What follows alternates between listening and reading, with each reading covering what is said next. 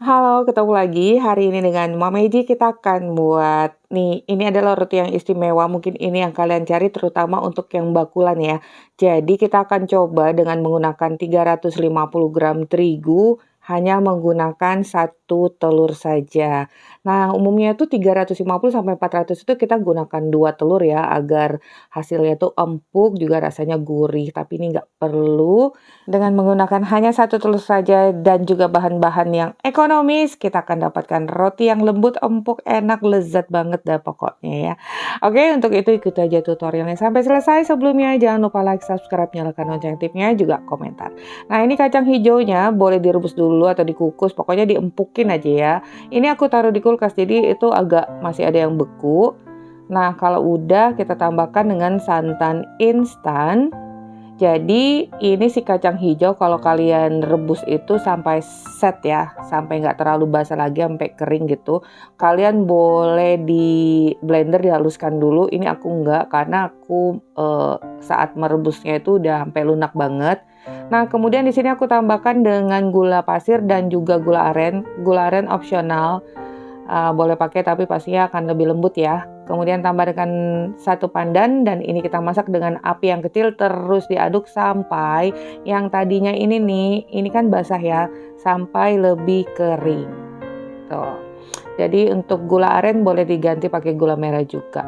Oke, kalau udah kita dinginkan, sisihkan dulu. Lanjut bahan B, satu telur ukuran sedang atau besar juga boleh ya. Kemudian tambahkan dengan gula pasir, juga air yang hangat. Di sini aku menggunakan air biasa saja, kalian boleh mengganti dengan air susu juga. Di sini kan kita mau buat yang ekonomis tapi hasilnya itu premium rasanya. Kemudian ragi instan. Nah, selain satu telur, aku mencoba di sini mengganti telur dengan baking soda. Ini setengah sendok teh, tapi nggak usah terlalu penuh ya. Setengah sendok teh peres aja. Kemudian tambahkan dengan cuka dapur, kurang lebih 8 tetes atau 1 sendok teh peres, tidak penuh. Tuh, tanda baking sodanya itu aktif. Ketika bercampur dengan cuka, dia akan bereaksi seperti itu ya. Dan kemudian aku tambahkan dengan secukupnya pasta pandan, kurang lebih seperempat sendok teh gitu deh ya, nggak terlalu banyak juga, agar warnanya itu soft. Nah, ini kita campurkan terlebih dahulu. Oh ya, tadi untuk penggunaan airnya air yang hangat ya. Dan kemudian di sini kita tambahkan dengan tepung terigu protein tinggi, juga susu bubuk full cream dan cold. Nah, jadi penggunaan baking soda tadi harus berbarengan dengan cuka, itu udah pasangannya ya. Dan yang terakhir kita tambahkan garam setelah terigu. Ini kita aduk dulu bahan kering semuanya sampai tercampur merata. Nih, tidak ada lagi tepung yang kering dan konsistensi adonannya kalian bisa lihat. Tidak keras tapi juga tidak yang terlalu lunak-lunak banget. Kelunakannya sedang ya. Tuh kalian angkat gitu setelah tercampur, adonannya terasa lunak ya. Dan di sini aku gunakan margarin, karena aku gunakan margarin jadi aku lelehkan dulu. Nih, tapi kalau menggunakan butter nggak perlu ya, karena butter itu udah lembut. Boleh kalian lelehkan juga, tapi jangan sampai yang jadi cair banget gitu kalau butter. Terutama kalau keluar dari kulkas. Nah, ini pastinya akan kita campurkan dulu sampai merata, di folding, diremes-remes, dari kalian merasakan adonan itu tercabik-cabik sampai sudah bisa menyatu, dibulatkan seperti ini. Dan kalau kalian angkat tuh, dia udah menyatu ya. Di folding bulat beberapa kali sampai mantep nih, udah bisa membulat dengan baik dan tidak melekat lagi di tangan, juga di bowl. Ini kita bulatkan dan akan kita proofing. Kurang lebih waktunya itu 60 menit, yang pasti sampai mengembang 2 kali lipat, tentunya sesuai dengan suhu ruangan. Jadi di sini kita tidak menggunakan mixer ataupun diulen sampai kalis. Oke, kalau ini udah mengembang ya, udah double size tuh. Kalian bisa lihat dan nanti rasakan adonannya tuh lemes, lunak, dan lembut. Pastinya ini buang udara di dalamnya dan kembali kita bulatkan seperti ini. Siapkan papan kerja, dan kali ini aku tidak perlu mengolesi papan kerja dengan margarin karena adonannya cukup ya, lunak tapi tidak melekat. Nih, di folding, dipadatkan 1 kali seperti ini sehingga udara di dalamnya juga udah terbuang. Dan sekarang ini aku akan potong-potong setiap pieces ini tadinya 50 gram tapi masih ada sisa, jadi kurang lebih satu pieces ini beratnya 51 gram dan sekarang siap kita rounding. Ini juga adalah tahapan yang penting. Jadi tahapan pembuatan roti agar rotinya itu lembut, tidak kering, hasilnya maksimal, gramasi harus tepat, prosesnya juga, waktu proofing juga saat rounding. Nah, ini udah selesai semua, kalian bisa hitung aja dapat berapa, itu lumayan banyak ya. Dan ini akan kita tutup, istirahatkan selama 10 menit. Agar adonannya rileks dan mudah untuk dibentuk. Sekarang kalau udah 10 menit, kita ambil dari urutan yang pertama.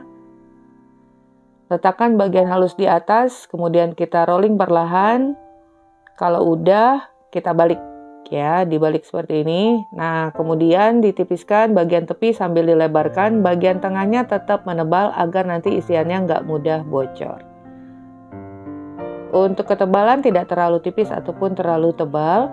Ini kurang lebih 8 cm diameternya ya. Dan kita isi 1 sendok tadi tausa atau kacang hijau. Nah, ditutup rapat, kemudian kita rounding, padatkan sampai membulat seperti ini. Langsung aja letakkan di loyang. Kemudian ini satu lagi ya. Nah, jadi kita rolling perlahan aja. Ini karena dicepetin aja, jadi terlihatnya geragas gitu. Dibalik jangan lupa letakkan bagian halus di permukaan atas, kemudian dipipihkan bagian tepinya dan beri isian. Ini adonannya kalis elastis ya, kalau nggak percaya nih kalian tarik tuh kiri kanan tuh bisa molor, nggak mudah sobek. Saat kalian meremes dan memegang adonan ini juga bisa kerasa kok kalau adonan ini udah kalis elastis. Nah, jangan lupa untuk selalu di rounding seperti ini ya. Final terakhir. Kalau udah selesai semua, di sini kita dapatkan 2 loyang. Dan final proofing 35 sampai 60 menit. 60 menit sesuai dengan suhu ruang, kurang lebih 80% ya. Karena nanti nggak langsung masuk oven. Nah, ini satu loyang yang udah proofing juga sekitar 80%, kita simpan dulu di chiller agar tidak overproofing, karena aku ovennya 1 rak ya, nggak bisa ovennya langsung 2 rak. Ini aku olesi dengan kuning telur dicampur air susu, kali ini aku campur madu. Madu opsional. Nah, kalau udah, taburi wijen hitam pada bagian tengahnya, panaskan oven tentunya sebelum kita masukkan. Dan saat kita mengoleskan kuning telur tadi 10 menit sebelum masuk oven ya. Sekarang kita oven dengan suhu 170 derajat Celcius, aku 18 menit. 18 bisa sampai 20 ya, sesuai dengan oven masing-masing aja. Nah, kurang lebih 10 menit lagi matang, kita keluarkan loyang kedua yang disimpan di chiller. Jadi tadi udah proofing, langsung aja kita letakkan suhu ruang dan kita oles dengan kuning telur, juga taburi wijen sebelum masuk di oven. Nah, jadi gitu. Jadi setengah perjalanan, loyang pertama itu udah masuk, yang di chiller udah bisa dikeluarkan. Sekarang loyang kedua siap kita panggang dengan suhu yang sama. Jadi aku 18 sampai 20 menit ya, tapi kali ini aku 18 menit karena itu susunannya itu kan nggak terlalu padat. Jadi disesuaikan lagi dengan banyaknya satu loyang adonan yang kalian masukkan, juga oven masing-masing pastinya. Harus memahami karakteristik oven masing-masing. Nah, ini tadi keluar dari oven itu masih panas. Saat kita meletakkan loyang itu dihentakkan sekali agar rotinya itu nggak mengempis ya, mengurangi kempis pada roti. Jadi keluar dari oven segera kita hentakkan sekali, kemudian selagi panas olesi permukaannya dengan butter atau margarin seluruhnya, kemudian kita baluri bagian tepinya dengan kelapa kering. Nah, kelapa kering ini bisa kalian dapatkan di toko bahan kue dan roti, harganya murah banget kok dibanding buat sendiri. Aduh, effortnya itu loh kalau buat sendiri, belum lagi hasilnya gagal karena ini kan proses pabrik ya, pengeringan yang sempurna dari si kelapa kering. Nah, kelapa kering ini kan rasanya juga gurih, enak banget. Tuh, jadi Setelah kita baluri permukaannya dengan butter atau margarin, kemudian taburi tepiannya dengan kelapa parut. Nah, ini loyang kedua juga udah matang. Oh ya, lupa, bisa kalian alasi dengan alas pauk gitu ya, karena biar lebih rapi dan cantik lagi, untuk menghindari itu bertaburannya remah-remah kelapa kering. Tapi sebagian udah ini pastinya melekat. Nah, ini kalian bisa lihat ya, matangnya merata banget permukaan atas dan bawah. Di sini aku menggunakan silikon baking mat untuk memanggangnya, itu ekonomis, praktis, juga bisa dicuci ulang. Dan untuk seluruh perlengkapan keperluan baking, cooking, kitchen dan sebagainya ya, perlengkapan dapur itu bisa kalian dapatkan untuk pemesanan, linknya di kolom deskripsi. Nah, ini beneran ya, saat aku sobek itu adonan atau serat rotinya itu lembut dan empuk banget. Jadi hanya dengan satu telur, tapi ada satu rahasia tadi, mungkin kalian sebagian udah pada tahu ya, aku campurkan dengan soda kue dan cuka secukupnya saja, karena soda kue dan cuka itu kalau berlebihan bisa mematikan ragi juga. Jadi sesuai takarannya. Oh, ini luar biasa dan aku sangat rekomen ya. Nah, wajib coba bagi kalian yang udah mencoba. Tolong tulis ya testimoninya di kolom komentar, dan bagi yang masih gagal terus mencoba. Karena kalau masih gagal itu artinya masih harus banyak belajar lagi. Oke, sampai di sini dulu resep kita hari ini. Bertemu lagi di resep Mama Eji berikutnya. Thank you for being with me today. Wassalamualaikum warahmatullahi wabarakatuh.